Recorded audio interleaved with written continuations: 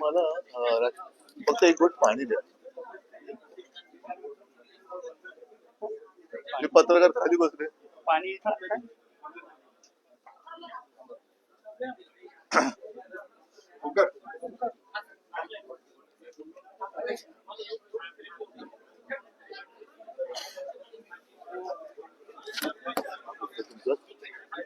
असं जे सांगणार पण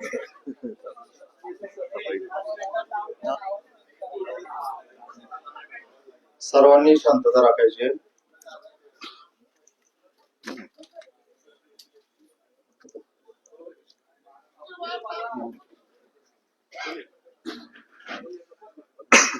सर्वांना नमस्कार. मी लक्ष्मण खोत, कार्यकारिणी सदस्य, पुणे श्रमिक पत्रकार संघ.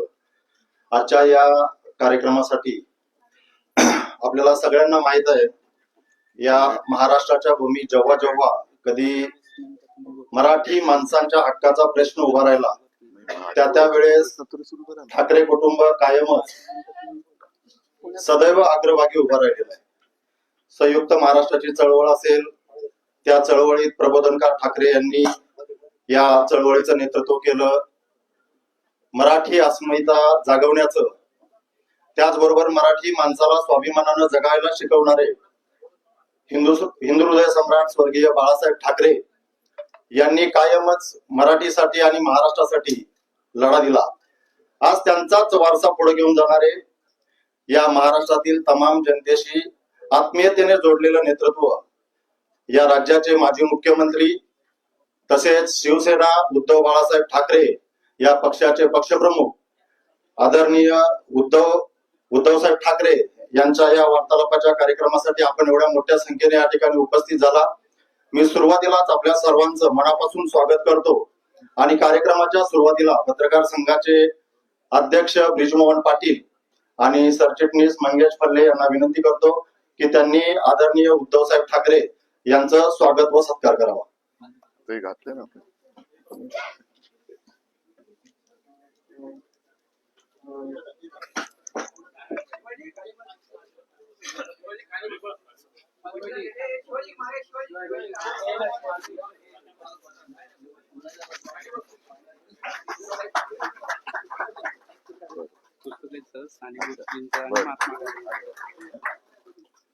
याचबरोबर या ठिकाणी शिवसेनेचे फायर ब्रँड नेते आणि राज्यसभा खासदार संजय राऊत साहेब आलेले आहेत. त्याचबरोबर संपर्क प्रमुख सचिन अहिर साहेब आहेत. या सर्वांचं मी पुणे श्रमिक पत्रकार संघाच्या वतीनं स्वागत करतो आणि या कार्यक्रमाचं प्रास्ताविक करण्यासाठी श्रमिक पत्रकार संघाचे अध्यक्ष ब्रिजमोहन पाटील यांना आमंत्रित करतो.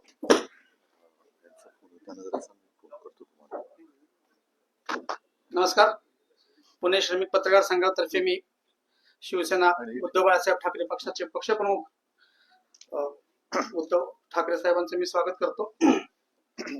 खर तर शिवसेनेचे कार्यक्रम असताना अतिशय शॉर्ट टाइमवर ह्या पुणे श्रमिक पत्रकार संघासाठी उद्धव साहेब तुम्ही वेळ दिलात, याबद्दल मी तुमचे खूप आभार मानतो. आणि खरं तर आणि ह्याच्यासाठी जेवढे जोरदार प्रयत्न आमचे होते तेवढे जोरदार प्रयत्न संजय राऊत सरांचे होते, अरुण निवेकर सरांचे होते. त्यांचा मी खूप आभार मानतो. कारण की ठाकरे ब्रँड जेव्हा पुण्यामध्ये येतात तेव्हा ते पत्रकारांशी बोलले पाहिजेत असे पत्रकारांची मनोमन इच्छा असते. ते पत्रकार संघात यावात अशी त्यांची पण इच्छा असते. तर ती इच्छा कुठेतरी आज 13 वर्षांतर जवळपास आपली पूर्ण होतीये. उद्धव साहेब, मी तुम्हाला एक आठवण सांगू इच्छितो की पत्रकार संघातर्फे एक फोटोग्राफीवरचं जे पुस्तक तयार केलेलं होतं त्याचं प्रकाशन तुमच्या हस्ते झालेलं होतं. आणि तेव्हा तुम्ही त्या कार्यक्रमात सूचना केली होती की तुम्ही फक्त पुस्तकावर थांबू नका, तर तुम्ही फोटोग्राफीचा क्लास चालू करा. तर त्याच्यासाठी तुम्ही ह्याच हॉलमध्ये आलेला होता फोटोग्राफीच्या क्लासचं उद्घाटन करण्यासाठी. त्याच्यानंतर तुम्ही आज पुन्हा इथे आलेले आहात. तर हा एक आमच्यासाठी खूप एक चांगला क्षण आहे. आणि तेव्हा जे फोटोग्राफीचा क्लासचं जेव्हा उद्घाटन होतं तेव्हा मी कार्यकारिणीचा सदस्य होतो. तेव्हा मी तुमचे कार्यक्रम विसरून पाहिलेला होता आणि त्या कार्यक्रमात एक विचित्र आट टाकलेली होती, मजेशीर आट होती. राजकीय प्रश्न विचारायचे नाहीत पत्रकारांनी. आणि तेव्हा एक वेगळे प्रश्न खूप आले. एक छान संवाद तेव्हा बिगर राजकीय संवाद ह्या पत्रकार संघाच्या हॉलमध्ये रंगलेला होता. एक चांगली पर्वणी आम्हाला पत्रकारांसाठी उपलब्ध झालेली होती. पुणे श्रमिक पत्रकार संघ ही 85 वर्ष जुनी पत्रकारांची संघटना आहे. आमच्या जवळपास 450 मेंबर आहेत. आम्ही पत्रकारांचे स्किल डेव्हलपमेंटवर काम करतो, त्यांच्या सुरक्षेसाठी काम करतो आणि आरोग्यावर आमचा त्यांचा भर असतो. आरोग्य शिबिर असतात, त्यांची मेडिक्लेमची योजना आहे. आता एआयचा जमा येतात त्याचे प्रशिक्षण असतात. अशा वेगवेगळ्या गोष्टी आमच्या इथून सुरू असतात, काहीतरी उपक्रम सुरू असतात. आणि त्यात महत्वाचा एक भाग असतो तो म्हणजे वार्तालापाचा कार्यक्रम, जो की देशातल्या राज्यातल्या प्रमुख नेत्यांसोबत त्यांच्याशी वैयक्तिक संवाद साधता यावा, त्यांच्या विचारांची देवाणघेवाण करता यावी यासाठी हा वार्तालाप आयोजित केला जातो. त्यानिमित्त आपण इथे आलात याचा आम्हाला खूप आनंद आहे. खर तर तुम्ही मुख्यमंत्री असताना अतिशय चांगल्या पद्धतीनं काम केलेलं आहे. पत्रकारांनी पण जो पाहिलेला आहे. कोविड सारख्या महामारीच्या काळात अजूनही लोक आठवण करतात की उद्धव ठाकरेंनी अतिशय चांगलं काम केलं. ही एक म्हणजे लोकांच्या कायम ती स्मरणात राहिलेली भावना आहे. ह्याचा एक मला फार आनंद वाटतो. आणि पूर्वश्रेणीचा मी सामनाचा एक कर्मचारी आहे. तर त्याचा एक ती सगळी म्हणजे मला आठवणी तुमच्या मला सगळ्या त्या रिकॉल होत आहेत. तुमचे पश्चिम महाराष्ट्रातले दौरे मला संधी कव्हर करायची ऑफिसकडनं संधी मिळायची, ती एक वेगळी मजा असायची. त्याचा उपयोग आता मला पुढच्या माझ्या पत्रकारितेमध्ये नक्कीच होतो. म्हणजे सामनामध्ये जे छापून होतं ते गॅजेट होतं. अर्थाचा अनर्थ झाला तर त्याची किंमत ही शिवसेनेला मोजावी लागते. अशा काळात काय लिहिलं पाहिजे किंवा काय टाळलं पाहिजे, नेमका तुमच्या बोलण्याचा अर्थ काय, हे मला तुमच्या हे सामनाकडनं मला कळालं. पण हे माझ्या पुढच्या भवितव्यात पण मला पत्रकारिता करताना मला तो अर्थ समजून घेताना उगवून घेताना फार फायदा होतो. त्या सामनाचा श्रेय असं मी तर आवर्जून उल्लेख करतो. मी माझं प्रास्ताविक जास्त लांबत नाही साहेब. तुम्ही तिथेच बसून आमच्याशी 10-15 मिनिटं मनोगत व्यक्त करावं आणि त्याच्यानंतर प्रश्नोत्तर होतील. आणि मी हे प्रकर्षाने सांगतोय, प्रश्न हे फक्त जे पत्रकार संघाचे सभासद आहेत त्यांनीच विचारावेत, बाहेरच्या अन्य कोणीही प्रश्न विचारू नयेत. माझी तुम्हाला एवढी विनंती आहे. धन्यवाद. मी ओळखतो साहेब त्यांना. प्रश्नांमधनं कळेल. बर, आता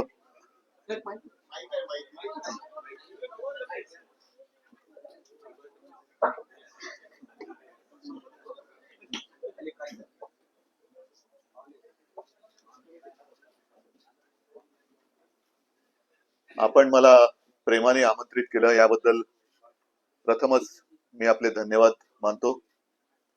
कारण अजूनही कोणीतरी प्रेमाने बोलवत आहे ही भावना खूप चांगली असते, आनंद देणारी असते. आणि आपण आमंत्रित केल्यानंतर तसं नाही म्हणायला काही कारण नव्हतं. तुम्हाला ऐकायला येत नाही? हा, आपण बोलता बोलता 2-3 उल्लेख फार महत्वाचे केले. एक म्हणजे सामनाचा उल्लेख तुम्ही कृतज्ञतेने केला, त्याच्याबद्दल तुम्हाला सुद्धा मी काल धन्यवाद देतोय. कारण आजच्या राजकारणामध्ये आणि आजच्या पत्रकारितेमध्ये अनेक जण पत्रकार म्हणून सामनामध्ये त्यांनी सुरुवातीचे धडे घेतले आणि मग इकडे तिकडे गेले. त्यातले काही तुमच्यासारखे आजही एक कृतज्ञतेची भावना ठेवून आमच्याशी वागत असतात. राजकारणामध्ये सुद्धा तेच आहे. राजकारणामध्ये सुद्धा अनेक जण शिवसेनेमध्ये तयार झाले आणि पुढचं तुम्हाला काय सांगण्याची गरज नाही. बोलता बोलता तुम्ही ठाकरे ब्रँडचा उल्लेख केला. ठाकरे ब्रँड हा काही आत्ताच जन्माला आलेला नाही, तो गेल्या 5-6 पिढ्यांपासूनचा महाराष्ट्राला परिचित असलेला ब्रँड आहे. पण ठाकरे ब्रँड ज्यांनी नावारूपाला आणला अधिक प्रामुख्याने अर्थात माझे आजोबा आणि त्याच्यानंतर माझे वडील हिंदू हृदय सम्राट शिवसेना प्रमुख बाळासाहेब ठाकरे. आणि अभिमानाने सांगेन की त्या ठाकरे ब्रँडचा जन्म पुण्यामध्ये झालेला. त्याच्यामुळे भाई और बहनों, आपका और मेरा बहुत पुराना रिश्ता है. अरे याच्यात हसण्यासारखं काय, मी खरं ते बोलतोय. आहे की नाही? मग तेच तेवढंच म्हणायचं मला, बाकी पुढे काय म्हणायचं. आणि पुण्याला एक वेगळी परंपरा आहे. पुणा हे विद्येचं माहेरघर म्हणून ओळखलं जातं की जात होतं. कारण आता सगळीकडे मुंबई काय पुणे काय सगळी माहेरघरे बिल्डरांची झालेली आहेत. तरी देखील पुण्याचं एक वेगळं वैशिष्ट्य आहे, वेगळे पण नक्कीच आहे. आणि पत्रकार म्हटल्यानंतर आपण थेट टिळक आणि आगरकरांची आठवण काढतो. आता खरंच ती पत्रकारिता राहिलीय का? आपल्याला तसं मी पत्रकारितेवरती बोलू शकतो, कारण नाही म्हटलं तरी मी सुद्धा सामन्याचा संपादक आहेच, कार्यकारी संपादक समोर बसलेत, आमचे निगवेकर वगैरे सगळे इथले आहेतच. पण म्हणून मी एक थोडंसं बोलू शकतो. तर आपल्याला तो अधिकार राहिलाय का? का आपण तो गमावलेला आहे? कारण जेव्हा जेव्हा आपण पत्रकारितेचा उल्लेख करतो तेव्हा टिळक आणि आगरकर, पण त्यांच्याकडनं आपण काय घेतलेलं आहे? आज आपली ताकद आहे का सरकारला की तुमचं डोकं ठिकाणावर आहे का, हे आपल्या सरकारला विचारण्याची ताकद आणि हिंमत आपण ठेवले का हरवून बसलेलो आहोत? काल परवाचा जो दसरा मेळावा झाला शिवसेनेचा, अभूतपूर्व झाला. हे मी तुम्हाला सांगण्याची गरज नाही. अभूतपूर्व हे केवळ माझं श्रेय नाही, तर कोसळणाऱ्या पावसामध्ये शिवाजी पार्क, एकतर शिवाजी पार्कामध्ये तळं झालं होतं आणि त्याही चिखलात केवळ मुंबईतलाच नव्हे तर महाराष्ट्राच्या कानाकोपऱ्यातनं शिवसैनिक आला होता. वयोवृद्ध पण आले होते, महिला पण आल्या होत्या, आबालवृद्ध आले होते, स्वतःची चटणी भाकरी घेऊन आले होते. कारण आपल्याकडे बिर्याणी वगैरेची अशी काही सोय नाहीये. जे येतात ते स्वकष्टाचं असतं.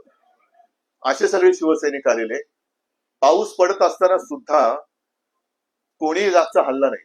एकतर शिवाजी पार्कला दरवाजे नाहीयेत तसे, बांधावरनं उडी मारली का माणूस बाहेर जाऊ शकतो. त्याच्यामुळे आलेल्या कोंडून ठेवण्याची काही तशी आम्हाला गरज वाटली नाही कधी, जी इतरांना कदाचित वाटत असेल की भाषण सुरू झाल्यावरती दरवाजे बाहेरनं बंद करतात. तशी काय आम्हाला गरज खरी वाटली नाही. आणि आपल्या आठवणीसाठी सांगतो की शिवसेनेचा पहिला दसरा मेळावा जेव्हा झाला 1966, मी अर्थातच 6 वर्षाचा होतो. येता जाताना सगळ्या हालचाली बघत होतो, घरी गर्दी होते, शिवसैनिक येतायत, आणि मग सभा कुठे घ्यायची, काय कुठे घ्यायची, त्या चर्चेत मी काही सहभागी नव्हतो, नक्कीच नव्हतो. पण या आठवणी शिवसेना प्रमुखांनी सांगितलेल्या आहेत की जेव्हा त्यांनी ठरवलं की पहिली सभा घ्यायची, कुठे घ्यायची, शिवसेना प्रमुख म्हणाले शिवाजी पार्कला. सगळे त्यांचे मित्रमंडळी होती आणि आजूबाजूची काही लोक होती. ते अरे तुम्हाला काही वेळ लागली काय, शिवाजी पार्क पाहिले काय किती मोठं आहे, जरा पहिली सभा आपण एक छोट्या हॉलमध्ये घ्यायला पाहिजे, नंतर एक छोटं मैदान बघू, आणि असं करता करता जेव्हा आपल्याला वाटेल, अंदाज येईल तेव्हा शिवाजी पार्कला घेऊ. तेव्हा बाळासाहेबांनी ताण करून सांगितलं की मी पहिली सभा शिवाजी पार्कलाच घेईन, बघू कोण वेड आहे, मी वेडा आहे का लोक वेडी आहे. आणि आता कालांतराने कळतं की दोन्ही वेडे नव्हते, दोघंही व्यवस्थित ठरवून जे त्यावेळेला एक दिशा ठरवली, त्या दिशेने तो प्रवास मला अभिमान वाटतोय की तुमच्या सगळ्यांच्या आशीर्वादाने आम्ही पुढे चालू ठेवलेला आहे. आणि त्याच जिद्दीने पाऊस समोर दिसत असताना सुद्धा मी, संजय आणि माझे काही 2-4 नेते शिवसेनेचे आम्ही बोलत होतो कुठे घ्यायचं, तर आम्ही म्हटलं परंपरा आहे आपली, शिवाजी पार्क, हॉलमध्ये कसा घेणार. आणि शिवाजी पार्कला सभा घेतली, मेळावा घेतला, आणि तो तुम्ही बघितलात. मुद्दा काय येतो की ही माझ्या शिवसेनेची एक तुम्हाला परंपरा सांगितली.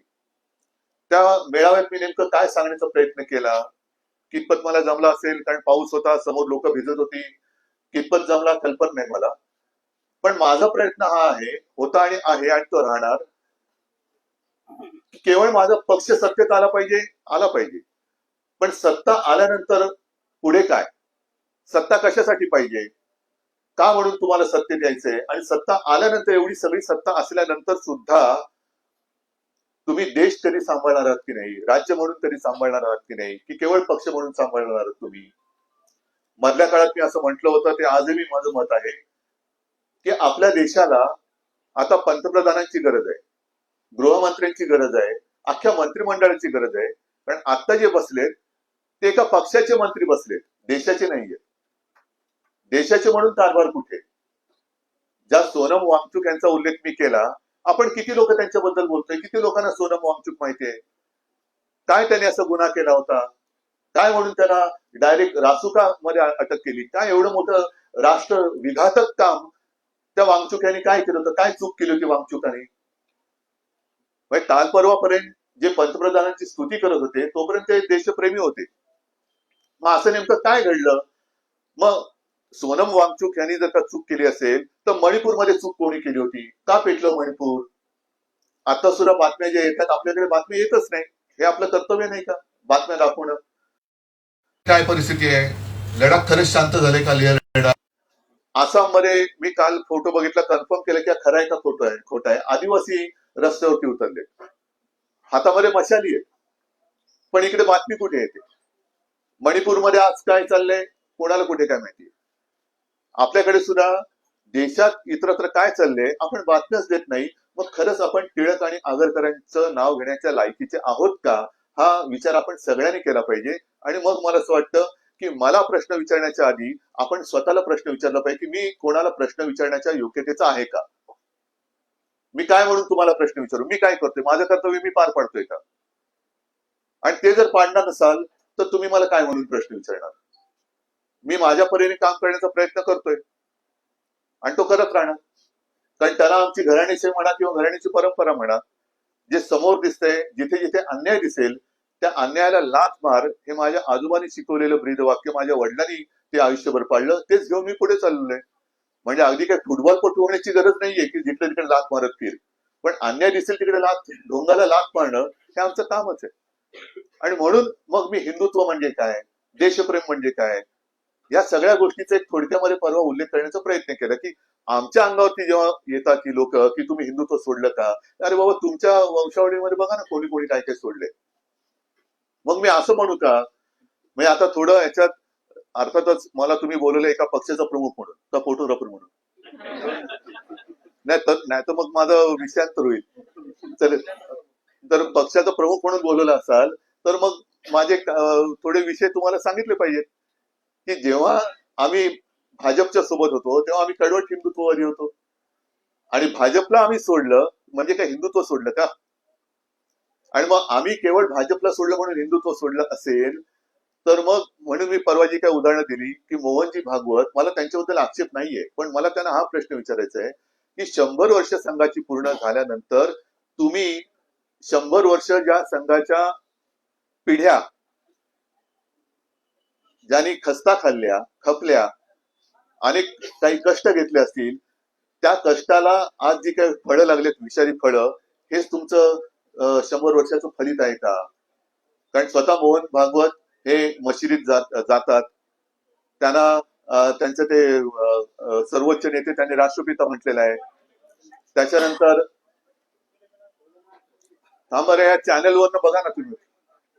त्याच्यानंतर भारतीय जनता पक्ष अल्पसंख्याकांना आता सदस्य करून घेते, कधी सौगाते मोदी वाटतायत. आम्ही काँग्रेस बरोबर गेलो म्हणून हिंदुत्व सोडलं. सौगाते नेहरू कधी पाहिलं का तुम्ही?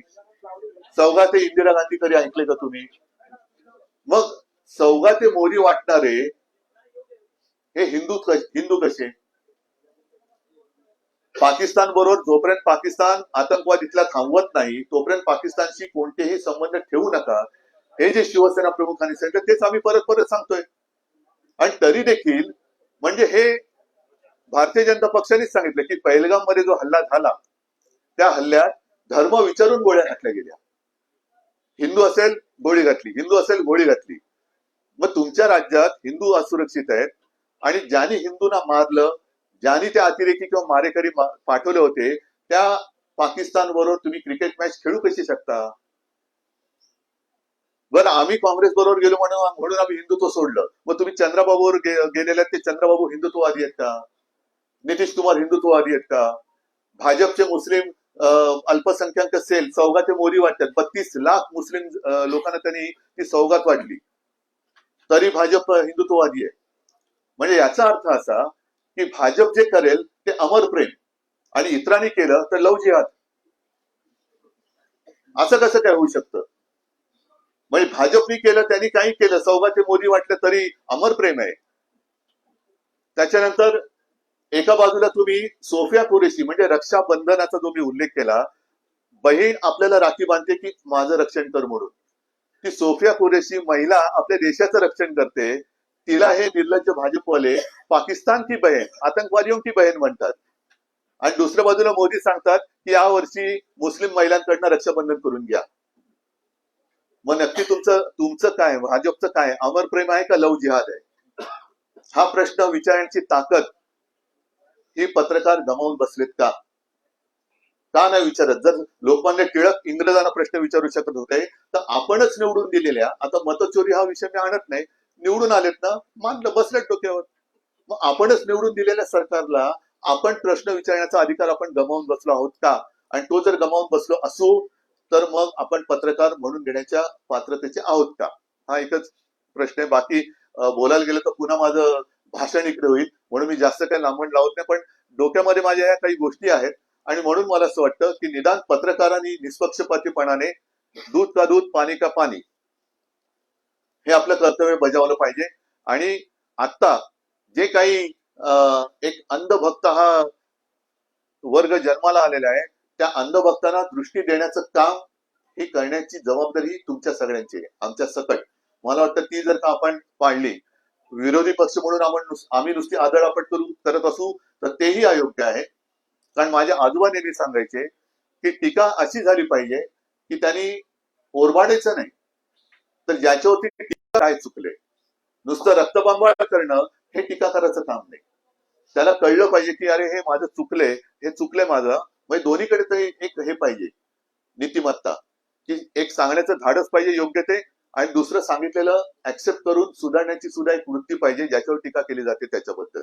तर हे असं साधारणतः माझं एक मत आहे. मी जास्त आणखीन पुढे जात नाही. तुमचे प्रश्न विचारा, मी उत्तर द्यायचा प्रयत्न करतो. हरीशजी बरोबर आहे ना? तेव्हाच साहेबांचं हिंदुत्व आणि अभिजित दसरा मेळाव्याचा उल्लेख केला. सगळ्यांनी राऊत साहेबांना पण विचारलं. त्या दसरा मेळाव्यात तुमचं एक विधान होतं, ज्यावेळेस कार्यकर्त्यांनी खालून म्हणले की तुम्ही ठाकरे म्हणून एकत्र येणार का? तुम्ही थोडंसं लमसम त्या दिवशी बोललात. नाही, असं नाहीये, सांगतो तुम्हाला. एक तर असं आहे की साधारणतः आता 2005 पासून आम्ही वेगळे झालो होतो. त्याच्यानंतर एका मुद्द्यावरती आम्ही एकत्र आलो आणि रोज आम्ही उठून आम्ही एकत्र आलो असं म्हणण्याची गरज नाही. आम्ही 5 जुलैला जो मेळावा घेतला, जर एकत्र यायचं नसतं तर आम्ही एकत्र आलोच नसतो. आता जे काय सुरू झालेलं आहे ना मुद्दामून की आम्ही एकत्र आलोय, त्याच्यामध्ये म्हणजे मी तुम्हाला नाही म्हणत, कृपा करून गैरसमज म्हणू नका, मी आमच्या विरोधकांना म्हणतोय की त्यांचे धाबे दणाणलेत आता, की हे मराठी माणूस एकवटला तर आपलं काय होणार. म्हणून मग ते कुठेतरी त्याला काय, तुम्हाला कळलं असेल त्यांचा प्रयत्न काय आहे तो. बघा, मी तुम्हाला एक सांगू का, मी गद्दार आणि नमक हरामाला उत्तर देत नाही. तो माणूस गद्दार आणि नमक हराम आहे, त्या नमक हरामाला मी उत्तर देत नाही आणि देण्याची मला गरज नाही. कारण ठाकरे म्हणजे काय आहे हे अख्खा महाराष्ट्र आणि अख्खा देश ओळखतो. त्याच्यामुळे त्या गद्दाराला आणि हरामखोराला मी काय उत्तर देणार नाही. वैभव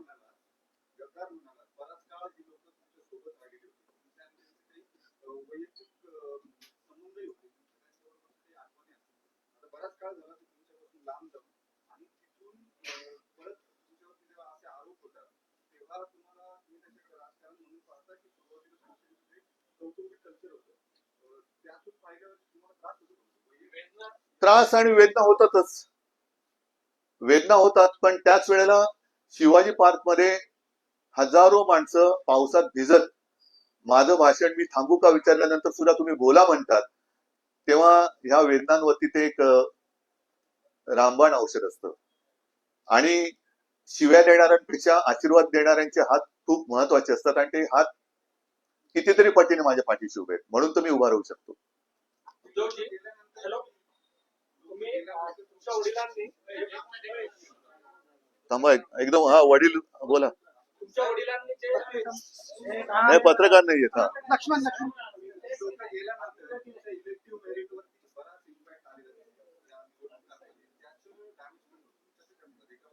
नाही, इलेक्टिव्ह मेरिट कशावरती असतं? बरोबर आहे, पण ते कशावरती, काय काय करावं लागतं त्यासाठी? निशाणी लागते ना. मग जर जिकडे ज्यांनी माझा पक्ष चोरला, निशाणी चोरली, वडील चोरले, त्यांचं कसलं मेरिट आलंय? त्यांचं कसलं मेरिट आहे? खरं म्हणजे हा अन्याय आहे. एखाद्या, मला मी स्पष्टपणाने जाहीर सभेत बोलले, ते आज सुद्धा बोलतो की निवडणूक आयोगाला कोणत्याही पक्षाचं नाव उचलून दुसऱ्याला देण्याचा अधिकार नाही आणि तो मी मानू शकत नाही, मी मानत नाही. त्याच्यामुळे माझा पक्ष हा शिवसेनाच आहे, शिवसेनाच होता आणि शिवसेनाच राहील. नाहीतर मी निवडणूक आयोगाचं आयुक्ताचं नाव हे धोंड्यात ठेवलं होतं. आता तो धोंड्या गेला, कुठे गेला तो मला माहित नाही, पण आता नवीन गोट्या आला असेल तर त्याचं नाव मी गोट्या ठेवेन. कारण तो माझ्या पक्षाचं नाव बदलू शकत नाही. माझ्या पक्षाचं नाव माझ्या आजोबाने आणि वडिलांनी ठेवलेलं आहे. निवडणूक आयुक्त तेव्हा जन्माला पण आले नसतील हे आत्ताचे.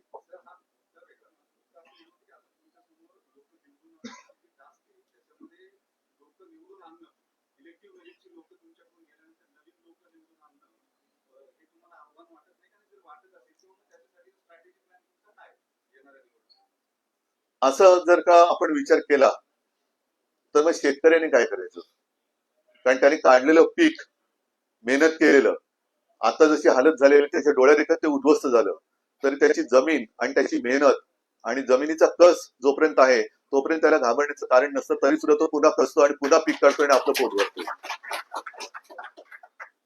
सर साहेब, माझा एक प्रश्न असा आहे, सुरुवातीचा जो प्रश्न होता की तुम्ही आणि राजसाहेब एकत्र आला. अरे तुम्ही दाखवताय ना का आपण असंच बोलतोय?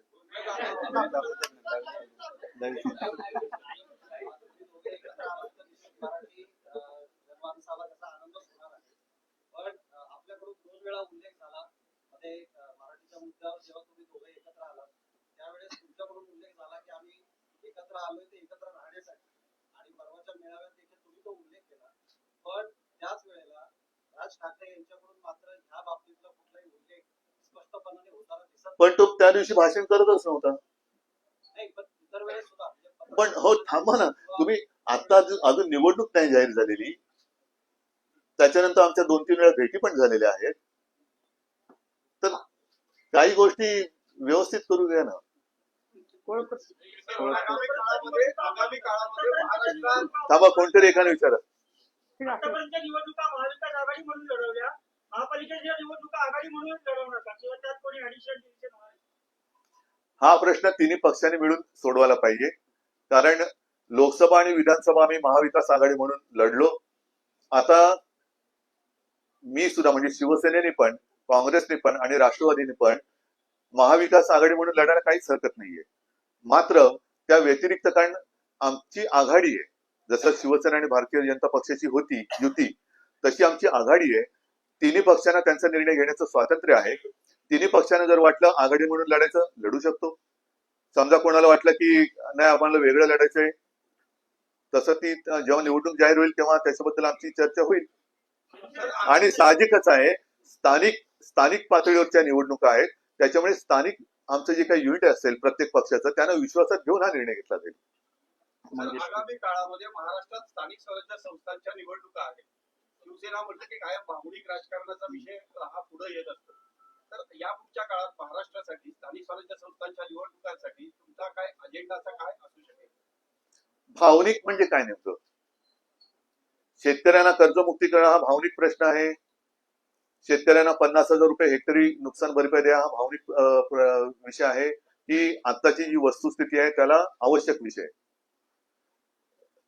नोकऱ्या मिळाल्या पाहिजेत, भूमिपुत्रांना नोकऱ्या मिळाल्या पाहिजेत, शिक्षण मिळालं पाहिजे, त्यांचा विकास झाला पाहिजे, हा भावनिक प्रश्न आहे का जीवनावश्यक प्रश्न आहे? त्याच्यामुळे मला नाही वाटत असं भावनिक. हा, ज्या पद्धतीने आता दरवेळेला भाजपा करतं त्याला तुम्ही तो भावनिक म्हणू शकाल, कारण कामाचा नन्नाचा पाडा आहे, कामाचा नन्नाचा पाडा आहे. त्याच्यामुळे मग ते हिंदू मुस्लिम हा त्यांचा विषय झाला. सर, हा प्रश्न विचारण्याचा उद्देश असा होता की सध्याचं राजकारण म्हणलं की आरोप प्रत्यारोप सातत्याने होत आहेत आणि त्याच्यात विकासाचा मुद्दा हा कुठं पाठीमागं पडतो. तर विकासाच्या मुद्द्यावर स्थानिक स्वराज्य संस्थांची निवडणूक लढवली जाऊ शकते का? नक्कीच, आणि त्याच्यावरती ती जायला पाहिजे.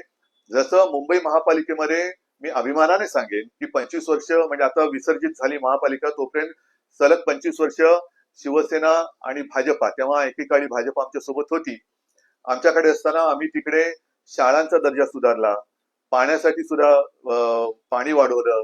त्याच्यानंतर सगळ्यात मोठा विषय ज्याचं श्रेय ते घ्यायचा त्यांनी प्रयत्न केला पण त्यांनी ते जमलं नाही, तो म्हणजे कोस्टल रोड.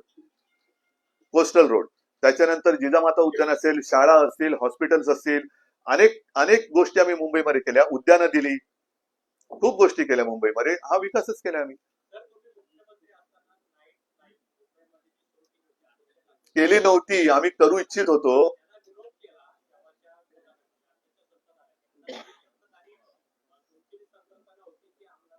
हा चांगला, तुम्ही अतिशय योग्य प्रश्न विचारला की हेच तर मी परवा बोललो की ज्या नाईट लाईफ, त्याला नाईट लाईफ हा शब्द, त्यांच्या डोक्यातला नाईट लाईफ हे मकाऊच आहे. त्याच्यामुळे हा मानसिकतेचा विषय, मानसिकता, भावनिक नसला तरी मानसिकतेचा प्रॉब्लेम आहे. त्यांच्या डोक्यामध्ये ती नाईट लाईफ म्हणजे ते नाईट लाईफ बसलेलं आहे. त्याला आमचा नाईलाज आहे. आपण जे आता डे लाईफ म्हणजे काय,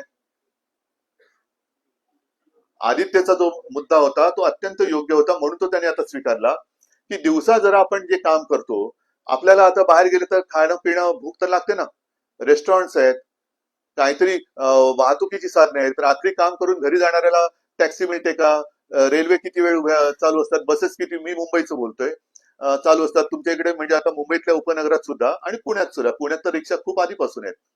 मला कल्पना नाही पब्लिक ट्रान्सपोर्ट ज्याला म्हणतो ते पुण्यात रात्री किती वेळेपर्यंत असतं, मुंबईमध्ये सुद्धा ते बंद होतं. तर ते जे आहे त्याला नाईट लाईफ हा शब्द वापरला होता. तो शब्द घेऊन हे भाजपवाले कमरेचं सोडून डोक्याला गुंडाळून त्यांनी तो जो काय सगळं नाईट लाईफ दाखवलं ते भयानक होतं. आणि आता तोच मुद्दा घेऊन ते पुढे चाललेले आहेत.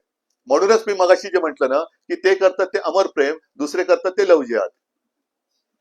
म्हणून आशिष मागे पण कोकण. हो मला माहिती आहे.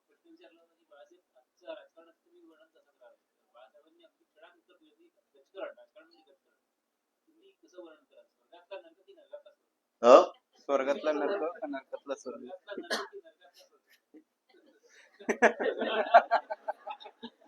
मी तुम्हाला खरं सांगू का, आपला देश आता स्वर्ग म्हणजे लगेच कोणी वरती जाण्याची काय करू नये, पण आपला देश हा खूप चांगला आहे, खूप सुंदर आहे. आपल्या देशाची एक संस्कृती आहे. त्या देशाला ह्यांनी थोतांड करून नासून टाकलंय आणि देशाचा हे नरक बनवायला चाललेलं आहे.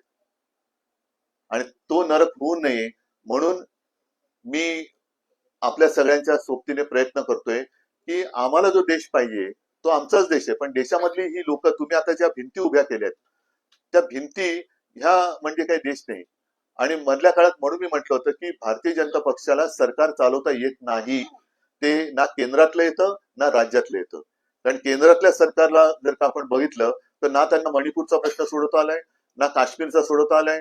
आज आता मला वाटतं राजनाथ सिंह बोलले की आता आगळीक केली तर आम्ही पाकिस्तानचं नामोनिशाण, असं किती वेळा आगळीक तुम्ही मोजताय, आता आता आता आलं तर बघा सोडणार नाही, आता आलं तर बघा, अरे झालं किती वेळा सोडणार नाही. तर हे जे काही चाललेलं आहे ना ते फार विचित्र आहे. आणि म्हणून मी म्हणतो की हे देशाला हुकुमशाहीच्या दिशेने घेऊन चाललेले आहेत. तर मोदींनी आता 75 कंप्लीट केली, असं त्यावेळेस बोललं जातं की ते थांबतील, पण तसं काही दिसलं नाही. तुम्ही शुभेच्छा दिल्या. तुमची काय इच्छा आहे?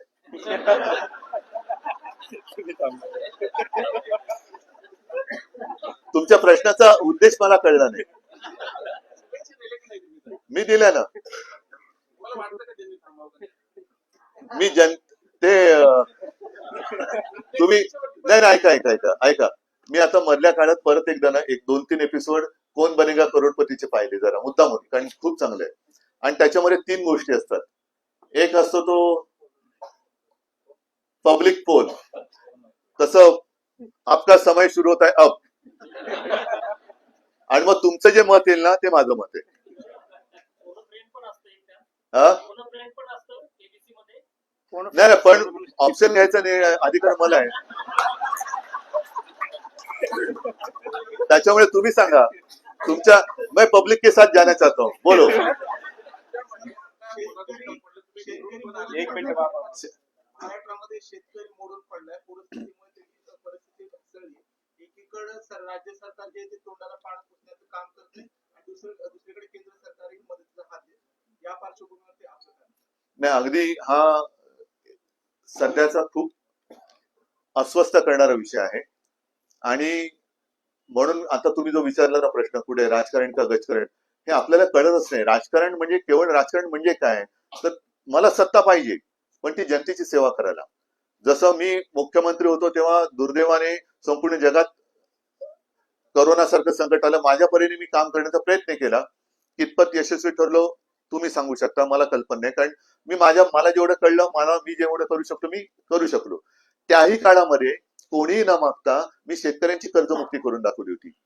मी 10 रुपयामध्ये शिवभोजन होतं ते त्या करोनाच्या काळात मला वाटतं काही वेळेला मोफत पण दिलं होतं, काही रुपयात 5 रुपयात दिलं होतं. शेतकऱ्यांना भरघोस मदत, कारण 2 वेळेला एकदा त्योक्ते आलं, एकदा निसर्ग आलं, त्याच्यानंतर आपल्या पश्चिम महाराष्ट्रामध्ये सुद्धा पूर आला होता. तेव्हा नुसती कागदावरती नाही, मदत त्याच्या हातात मी पोहोचवली होती. शेतकऱ्यांना कालबद्ध स्वरूपात मी कर्जमुक्त केलं होतं.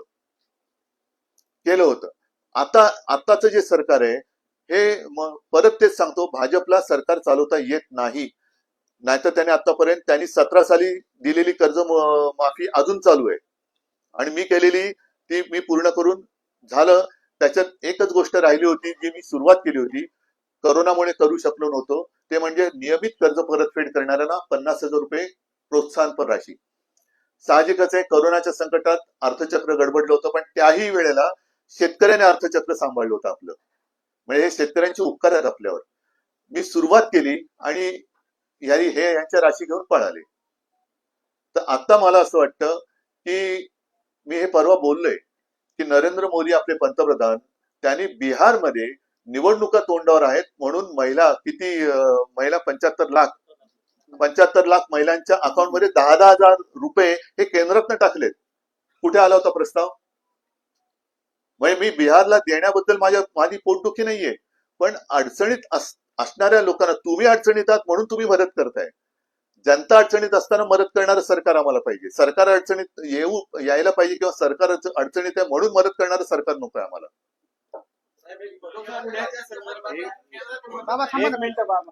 पुण्याच्या संदर्भातलं आहे. आपण मुंबईच्या विकासाची उदाहरण मला पुण्याच्या सद्य परिस्थितीबद्दल तशी कमी माहिती, मी प्रामाणिकपणे सांगतो. नाही साहेब, मी आधीच संजय राऊत बोललो होतो. नाही ठीक आहे. मुंबई सारख्या महानगरीचा आपण पाहिलेलं 25 वर्ष सलग UDCPR मुळे पुण्यातल्या सगळ्या पायाभूत सुविधांवर ताण यायला लागलाय. आपल्याच सरकारच्या काळात UDCPR ला मंजुरी मिळाली होती.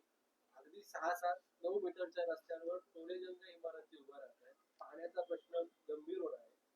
तर किमान आता 4-5 वर्षांनंतर पुण्यात बऱ्याच ठिकाणी पाणी नाही किंवा बऱ्याच अडचणी आहेत. एक दिवसावर पाण्याची वेळ येणार. तर हा विकास जो त्या दिशेने चाललाय, की मुंबई नगरीच्या दिशेने जो चाललाय, तर त्याच्याबद्दल त्याचा रिव्ह्यू किंवा पुन्हा घ्यावा. एकूणच आहे ना, मला असं वाटतं प्रामाणिकपणाने, ज्याला एक आपल्या मराठीत शब्द आहे सिंहावलोकन. आता 75 वर्ष आपल्या स्वातंत्र्याला झाल्यानंतर आपण थोडस थांबून एक आढावा घ्यायची गरज आहे. ज्याला आपण विकास म्हणतो तो खरंच विकास आहे का विनाशाकडे चालतो आपण? एक साधं उदाहरण तुम्हाला देतो.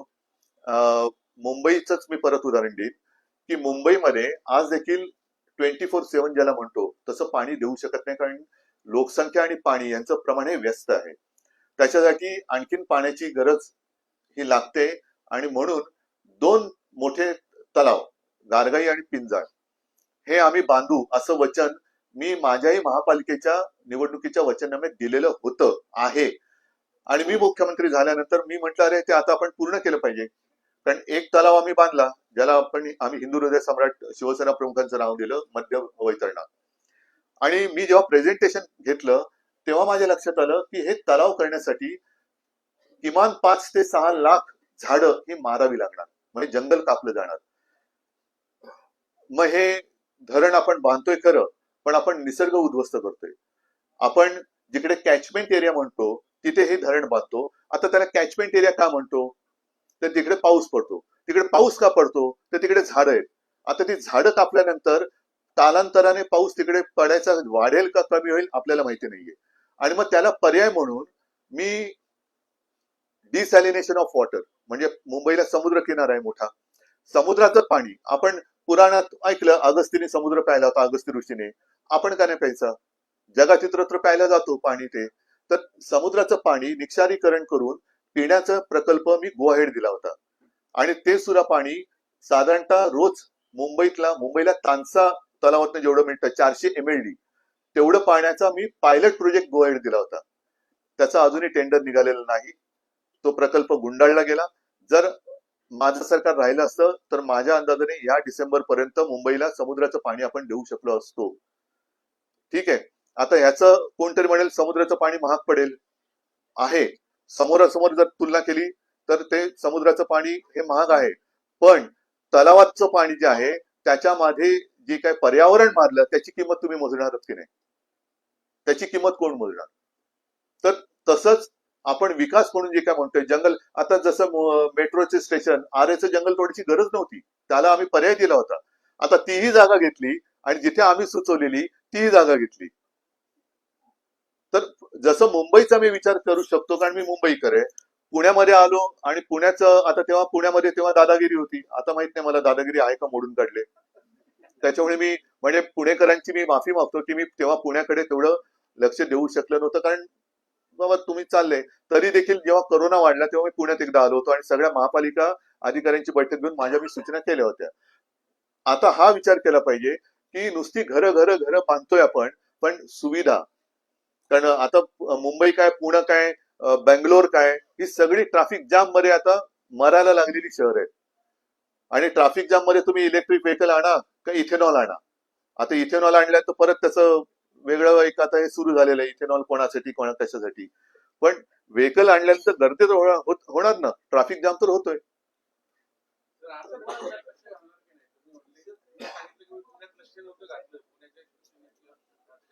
आज बऱ्याच वर्षानंतर तुम्ही मला बोलवलेलं आहे. असं जर का बोलवायला लागणार तर मी पुण्यात नक्की लक्ष घालेन प्रेमाने. तुम्ही आता महापालिकेची निवडणूक आली, मुंबई शहराकडे कसं लक्ष आहे, तसं पुण्यामध्ये शिवसेनेची ताकद आहे, पण मी तुम्हाला म्हटलं तसं की आतापर्यंत आम्ही युती आणि आघाडीचे बळी ठरलो. त्यावेळेला सुद्धा युती म्हणून आम्ही पुण्याकडे दुर्लक्ष केलं. त्याच्याबद्दल मी सांगितलंच नाही, मी पुणेकरांची माफी मागतो. पण जर पुणेकरांना पाहिजे असेल तर पूर्ण ताकदीने मी शिवसेना इकडे काम करायला लागेल. पण हे पुणेकरांनी ठरवायचं. आणि तुम्ही जर का आता जसं म्हणाला की प्रेमाने बोलवलं, मी येईन पुण्यात. मी पुन्हा नाही, मी पुण्यात येईन. राहुल सर मुख्यमंत्र्यांनी शपथविधी झाल्यानंतर दुसऱ्या दिवशी असं बघतं की महाराष्ट्रातील राजकीय संस्कृती बिघडली आहे. कोण म्हणाल? विद्यमान मुख्यमंत्री जाहीरपणे म्हणाले की मला ती सुधारायची. मग यायची नव्हती शपथ. माझं प्रश्न त्यांनी शपथ घेतली म्हणून बिघडली. असं म्हणणं आहे त्यांचं की राजकीय संस्कृती महाराष्ट्राची जी बिघडली आहे, मला सुधारायची, विरोधात असताना मी काही अपेक्षा करतो. तुमचं हे जे राजकीय वातावरण महाराष्ट्रात दूषित झालं त्याच्यामध्ये संजय राऊत यांचा किती वाटा आहे असं तुम्हाला वाटतं? आणि विद्यमान मुख्यमंत्र्यांबद्दल तुमचा आग्रह. संजय राऊत सकाळी जे बोलतात ते जर मुख्यमंत्री ऐकतील आणि तसं वागतील तर त्यांना मदत होईल त्यांच्या हेतू साध्य करायला. आणि मुख्यमंत्र्यांबद्दल मी प्रामाणिकपणे बोलतो, ह्याच्यात मी कुठेही आकसाने बोलत नाही. कारण मी कोणाला शत्रू नाही मानत. अगदी मोदीजींना सुद्धा मी शत्रू मानत नाही, कारण ती माझी संस्कृती नाही. ते मला कोण मानत असेल शत्रू तर तो त्यांचा मुद्दा आहे. देवेंद्र फडणवीसांना मी देखील आज केवळ विरोधक म्हणून बोलत नाही, पण आज देवेंद्र फडणवीस हे हतबल झालेले आहेत. कशासाठी हतबल आहेत मला कल्पना नाही. खरं तर 5वी बहुमत आहे. अनेक वर्षांनंतर एवढं बहुमतातलं सरकार आणि त्या सरकारचे मुख्यमंत्री ते आहेत. केंद्र सरकार त्यांच्या पाठीशी आहे. एवढं पाठबळ असलेला मुख्यमंत्री हतबलतेने का वागतायत हेच मला कळत नाही. याचं कारण असं की खुलेआम भ्रष्टाचार चाललाय. आम्ही गेल्या विधिमंडळाच्या अधिवेशनात पुराव्यानिशी काही मंत्र्यांची प्रकरणं उघडकीस आणली, पण त्याच्यावरती कारवाई करायला मुख्यमंत्री धजत नाही. कशी तुम्ही संस्कृती सुधारणार? महापालिकेच्या अधिकाऱ्यांना अटक होते, पण ज्यांच्या खोलीमध्ये पैशाच्या बॅगा दिसत आहेत त्यांना मुख्यमंत्री मंत्रिमंडळातून काढत नाहीत. ज्यांचे डान्स बार आहेत त्यांना काढत नाही. कसे मुख्यमंत्री सुधारणार संस्कृती? ड्रायव्हरच्या नावाने शेकडो एकर जमीन मिळते, दारूचे परवाने मिळतात, का सुधरत नाहीत मुख्यमंत्री संस्कृती? एक एक एक मिनिट पूर्ण संस्कृतीला आपण विरोध केला. एक एक मिनिट. मिनिट पूर्ण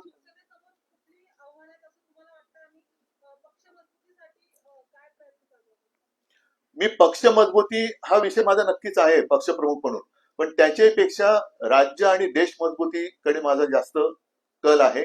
आणि आव्हान असं आहे की आता जो एक भ्रम निर्माण केला गेलेला आहे आणि धार्मिक तेढ, मी जे शिवसेना प्रमुखांनी शिकवलेलं, माझ्या आजोबांनी शिकवलेलं आहे, आम्ही हिंदू आहोतच, त्याच्यासाठी या भाजप किंवा कोणाकडनं सर्टिफिकेटची गरज नाही आम्हाला. त्यांच्या आधीपासून ठाकरे घराणं हे या धर्मासाठी, किंवा कारण माझे आजोबा हे समाज सुधारक होते, त्यांची ओळख काही मी करून देण्याची गरज नाही. ज्या काही भाकड समजुती आणि अंधश्रद्धा होत्या त्या दूर करण्यामध्ये त्यांचं मोठं योगदान आहे. त्याच्यामुळे सुधारणावादी हिंदुत्व हे आमचं हिंदुत्व आहे. त्याच्यामध्ये धर्म असेल, कोणाचा कोणताही धर्म असेल, पण राष्ट्रधर्म एक असलाच पाहिजे, हे आमचं हिंदुत्व आहे. आणि ते होताना दिसत नाही आहे. केवळ धर्माच्या नावाने मतं मागितले जात आहेत, हे घातक आहे. चिंतामणी संस्कृतीला आपण विरोध केला.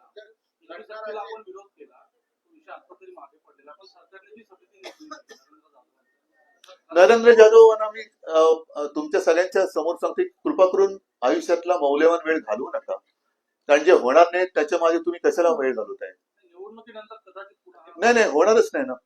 त्याच्यामुळे नरेंद्र जाधवांनी छान, ते लेखक आहेत, त्यांनी छान साहित्य अजून निर्माण करावं, आणखीन काही अर्थतज्ञ आहेत ते, त्याच्यात आर्थिक काही सूचना कराव्या.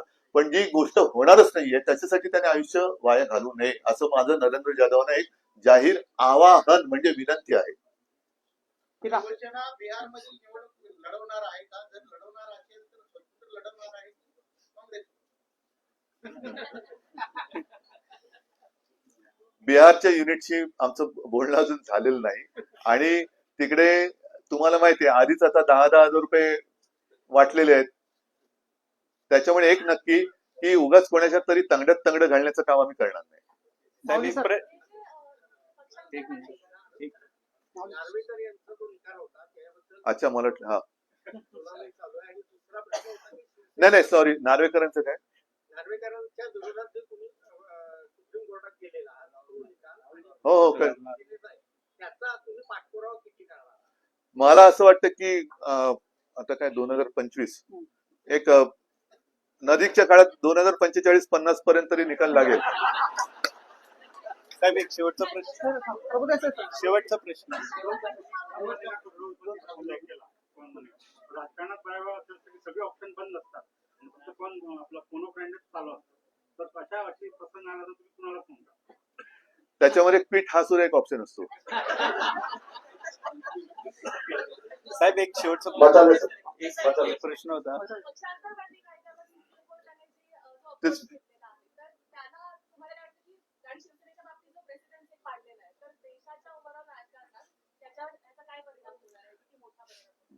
मला ह्याचीच चिंता आहे. म्हणून मगाशी जो प्रश्न विचारला ना, पक्ष मजबूत किंवा पक्षाचं, मला त्याच्यापेक्षा ठीक आहे, व्यक्ती येतात, व्यक्ती जातात, कोणी अमरपट्टा घेऊन येत नाही, पण देश, जसं वाजपेयी बोलले होते की सरकार आती है, सरकार जाती है, लेकिन देश रहना चाहिए. तो देश राहील की नाही, देशातली लोकशाही राहील की नाही, आणि आपण असताना आपण ती टिकवण्याचा प्रयत्न करणार आहोत की नाही, हा प्रत्येकाने विचार केला पाहिजे. कारण हा पक्षांतर बंदीचा कायदा मग ठेवलाय कशाला? आता सुद्धा खरं म्हणजे चंद्रचूडांकडनं आम्हाला मोठी अपेक्षा होती, पण त्यांनी त्यांचं आता सगळं उघडं पडले. आम्हाला जर का न्यायालयाकडनं आता न्यायाची अपेक्षा करायची नसेल तर मग आम्ही कोणाची दारं ठोकायची? आता सुद्धा आमची तारीख लागली, आता ही तारीख, ह्या तारखेला निकाल लागणार आहे का पुढची तारीख मिळणार आहे? मग तो सगळेच सनी देओल होणार का? तारीख पे तारीख, तारीख पे तारीख. मग लोक चिडतात का? हा सुद्धा एक मुद्दा आहे ना महत्वाचा. लोक का उतरतात रस्त्यावर? सगळ्याकडनं जर का एक निराशा पदरी पडणार असेल, भ्रमनिराश होणार असेल, आणि तुम्ही जसं कॉल अ फ्रेंड म्हणालात आणि फ्रेंडच कोणी शिल्लक राहणार नसेल लोकशाहीचा म्हणून, तर मग शेवटी लोकांनी करायचं काय? साहेब, एक मराठवाड्यातले शेतकरी मताने सर, शेवटचा प्रश्न घ्या. उद्धव साहेब, तुम्ही मगाशी म्हणालात की मुख्यमंत्री असताना तुम्ही सर्वसामान्यांसाठी खूप चांगलं काम करत नाही, असं नाही, मी माझ्या परीने प्रयत्न केला, मी चांगलं काम केलं असं बोललो. कोरोनाच्या काळातही तुम्ही चांगले निर्णय घेतले. पण तुम्हाला असं वाटत नाही का की मुख्यमंत्री पदाचा पदाचा राजीनामा देऊन तुम्ही चूक केली नाही. मला असं वाटतं का? नाही, अजिबात नाही. ह्याचं कारण प्रामाणिकपणे सांगायचं तर कदापिही माझ्या स्वप्नात मुख्यमंत्रीपद नव्हतं. आणि मी त्याला तुम्ही काही म्हणा, भावना किंवा आणखीन काही, पण जेव्हा मला असं वाटलं की माझा एक जरी माणूस माझ्या विरुद्ध उभा राहून माझ्यावरती अविश्वास व्यक्त करत असेल तर मला तिकडे राहायचं नाही. आणि तेही ज्यांना मी भरभरून दिलं, शिवसेना प्रमुखांच्या नंतर ज्यांना मी मंत्रीपदं दिली, ज्यांना महत्वाची खाती दिली, म्हणजे आधी कोणी केलं असेल पण मुख्यमंत्री म्हणून तसं पाहिलं तर माझ्याकडे मी जे काही प्रशासनासाठी आवश्यक असणारी खाती खातं एखाद दुसरं ठेवलेलं, पण नाहीतर नगर विकास वगैरे कोणतेही खातं मी दिलं नव्हतं, ठेवलं नव्हतं, ते सगळं देऊन टाकलं होतं. एवढं दिल्यानंतर सुद्धा जर का कोणी पाठीत वार करत असेल तर काय उपयोग आहे त्याचा? साहेब एक होता मराठवाड्यातल्या शेतकरी हा, मराठवाड्यातल्या शेतकरी शेतकऱ्यांचा आत्महत्या थांबत नाही अजून पण आणि मराठवाड्याच्या विकासाकडे दुर्लक्ष झाले आतापर्यंत, त्याच्यामुळे ही परिस्थिती ओढवली. ते सगळं जाती लढवलं जातं. नाही, एक मिनिट. मराठवाड्यातल्या विकासाकडे दुर्लक्ष झाले असं वाटतंय का आतापर्यंत? आणि मराठवाड्यातल्या शेतकऱ्यांच्या आत्महत्या अजूनपर्यंत थांबत नाही, देशात अग्रेसर आहे महाराष्ट्र, त्याबद्दल काय वाटतं? त्याची मुलाखत तुम्हीच घेतली. काय हो ना. पण मी मुलाखत घेताना त्याने प्रश्नच मला विचारला नाही. हा खरं म्हणजे आता सगळ्यांनीच विचार करायचा मुद्दा आहे. मराठवाड्यातला शेतकरी आहे, विदर्भातला शेतकरी आहे, खानदेशातला आहे, अगदी पश्चिम महाराष्ट्रातला सुद्धा आहे. मराठवाड्याचा शेतकरी मी एक दिवस त्यांची भेट घेऊन आलो आणि यापूर्वी सुद्धा मी गेलो होतो, पण यावेळेचं संकट हे फार भयानक आहे. म्हणजे बघणं सगळं भयान आणि विदारक आहे तिकडे.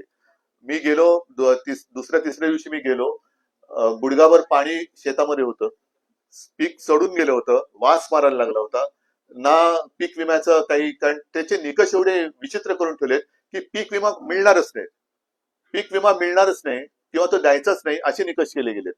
त्याच्यानंतर पंचनामे, अजूनही केंद्राचं पथक काल परवापर्यंत आलेलं नव्हतं, काल परवापर्यंत केंद्राचं पथक आलेलं नव्हतं. त्याच्यानंतर ज्यांची घरं वाहून गेलेत त्यांच्या घरात पाणी 48 तास राहिलं पाहिजे, हा कुठला निकष आहे? आणि विकास म्हणजे नेमकं काय? आतापर्यंत अवर्षणग्रस्त हा मराठवाडा आपण धरत होतो. मी तिकडे काही वयोवृद्ध शेतकरी मला जे भेटले, साधारणतः 75-80च्या आसपासचे असतील. आणि आता तुम्ही जर 75चा मगाशी प्रश्न विचारला, निवृत्त शेतकऱ्याला निवृत्ती नसते. तो 80 वर्षाचा झाला तरी आपल्यासाठी खपत असतो. आपल्याला म्हणजे तो मेहनत करतो, खपतो आणि आपल्यासाठी अन्नधान्य पिकवत असतो. तो बिचारा किती वयाचा झाला तरी कष्ट करत असतो, कष्ट उपसत असतो.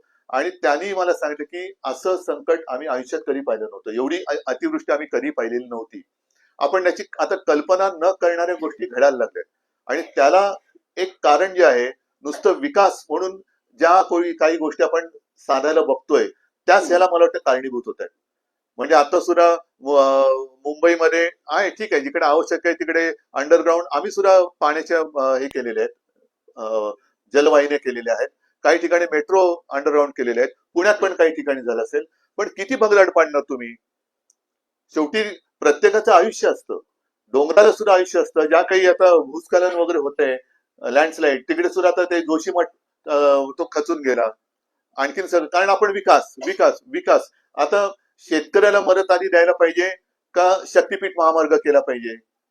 शक्तीपीठ महामार्गाची सुरुवातच 86,000 कोटीपासून होणार. म्हणजे तो पूर्ण होईपर्यंत 1.25 लाख 1.5 लाख कोटीपर्यंत तो सहज जाणार. कोणाच्या खिशात पैसे जाणार? बरं, आता तात्काळ त्याने शक्तीपीठाची गरज आहे का?